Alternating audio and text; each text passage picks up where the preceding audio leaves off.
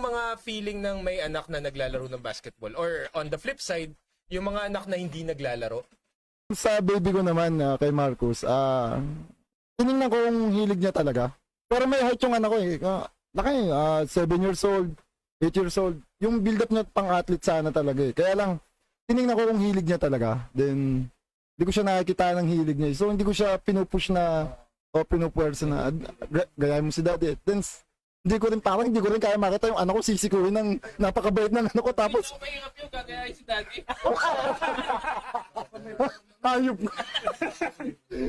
Ito yun nila. Then, gusto ko focus na lang siya sa pag-aaral. Kung ano naman yung hilig. Pero tuturo ko ng basic yun. Kahit basic lang, syempre may height. Baka pag naglaro kahit sa barangay park, alam mo na, pag nagbibinata, sabihin, ang laki-laki mo, bonjing ka, ano yan, ganyan. Pero agang basic na lang yun, agang basic. Pag nakita kong magugustuhan niya, siguro naman, hindi naman late yun para turuan ko pa rin.